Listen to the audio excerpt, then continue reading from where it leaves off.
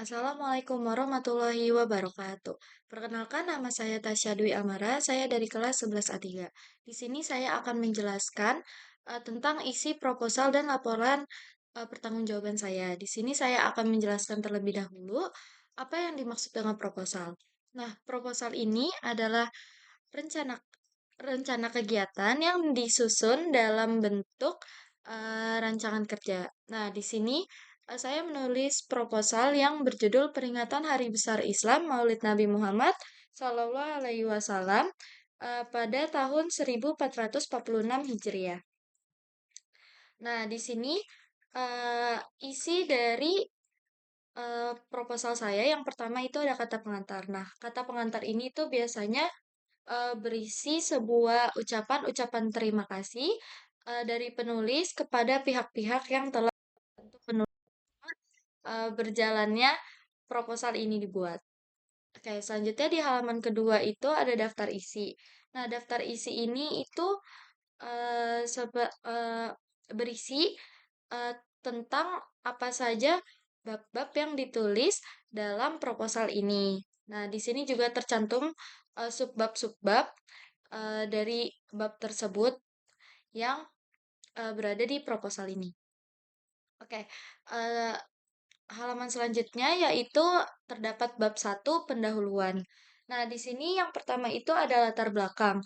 Nah, latar belakang ini itu menjelaskan tentang eh, apa sih Maulid Nabi itu. Nah, biasanya di latar belakang ini tuh berisi tentang perjalanan Nabi Muhammad dari masa-masa dia waktu kecil sampai dia menjadi nabi dan rasul secara singkat agar pembaca itu mudah mengerti.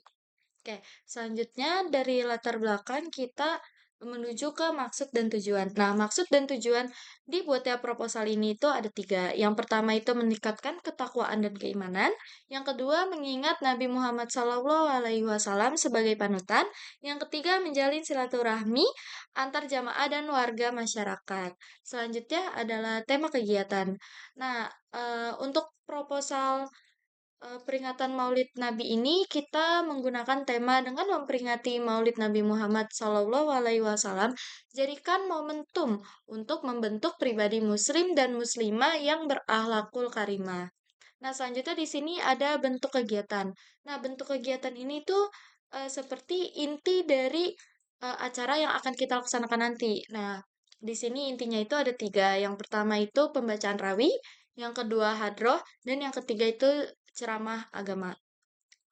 Selanjutnya terdapat waktu dan tempat kegiatan yang dimana berisi hari dan tanggal serta tempat dan waktu yang akan kita laksanakan di hari H nanti. Nah, selanjutnya itu ada susunan kepanitiaan yang berisi siapa saja ketua pelaksana, wakil ketua pelaksana, sekretaris, bendahara, dan seksi-seksi lainnya seperti seksi konsumsi, seksi pendanaan, seksi perlengkapan, seksi dokumentasi, seksi humas, dan seksi lainnya. Oke, selanjutnya kita masuk ke bab 2 yaitu pelaksanaan kegiatan. Nah, di bab 2 ini yang pertama yaitu berisi rundown acara. Nah, yang dimana rundown acara ini kita membuat secara terperinci perkiraan waktu yang dibutuhkan selama berjalannya acara tersebut. Nah, yang di sini itu eh, sebelum memulai acaranya, kita yasinan dulu selama 60 menit. Nah, setelah itu pembacaan rawi, lalu pembukaan oleh MC. Nah, setelah pembukaan, kita ada pembacaan kori. Nah, setelah pembacaan kori tersebut, masuklah sambutan-sambutan dari ketua pelaksana dan ketua DKM. Nah, setelah sambutan, kita mulai masuk tim hadroh nih, bermain hadroh. Nah, selanjutnya adalah pemateri. Nah, kebetulan di sini penceramahnya itu ada tiga, jadi waktunya mungkin jadi lebih panjang ya. Nah, selanjutnya setelah ceramah selesai, masuk ke sesi doa. Setelah doa pun sudah penutup acara sudah selesai dan dilanjutkan penutupan oleh MC.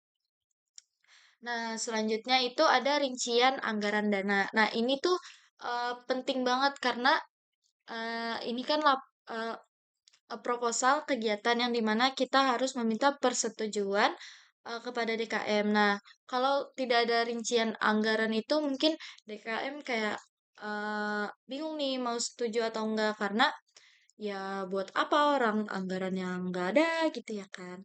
Nah, di sini anggaran yang pertama itu ada untuk pengisi acara yang jumlahnya itu sekitar 7.500.000. Nah, selanjutnya adalah anggaran dana konsumsi. Nah, ini itu ada 11 juta. Nah, selanjutnya ada anggaran untuk perlengkapan yang kita beli nanti pas acara hari H-nya. Nah, itu sekitar 6.302.000. Nah, total keseluruhan dari rincian anggaran tersebut adalah 24.802.000. Nah, kita masuk nih ke bab 3 bagian penutup. Nah, penutup ini tuh eh, ya penutupan dari proposal yang biasanya di penutupan ini tuh berisi 3 buah tanda tangan. Yang pertama itu tanda tangan dari ketua DKM, yang kedua tanda tangan dari ketua pelaksana, yang ketiga dari sekretaris. Nah, karena ini kegiatan ya. Jadi diperlukan banget tanda tangan DKM agar acaranya itu berlangsung ya. Nah, selanjutnya di sini ada laporan pertanggungjawaban. Nah, laporan pertanggungjawaban ini adalah sebuah laporan yang dibentuk dalam sebuah dokumen yang dimana memaparkan laporan-laporan yang sudah kita lalui di sebuah kegiatan. Nah, jadi di laporan pertanggungjawaban ini sebenarnya kurang lebih sama seperti proposal isinya yang dimana ada latar belakang, maksud tujuan, anggaran dana, rundown. Nah, tapi bedanya di laporan pertanggungjawaban ini yaitu laporan keuangan. Nah, jadi karena acaranya udah selesai, jadi kita perlu laporan nih apakah uangnya itu ada yang minus atau bisa jadi sisa. Nah, jadi di laporan keuangan ini yang pertama kita tulis yaitu dana pemasukan. Nah, di sini ada yang pertama itu pemasukan dari warga yaitu total 12.500.000. Nah, selanjutnya adalah pemasukan DKM yaitu 3 juta, lalu pemasukan dari donatur itu 10 juta. Dan total dari dana pemasukan tersebut adalah 25.500.000. Nah, selanjutnya adalah dana pengeluaran. Di sini untuk pengeluaran perlengkapan semuanya itu bertotal 6.302.000. Nah, untuk pengisi acara itu mengeluarkan total 7.400.000 dan untuk konsumsi mengeluarkan sejumlah 11 juta rupiah. Nah, untuk total keseluruhan dari dana pengeluaran tersebut adalah 24.702.000.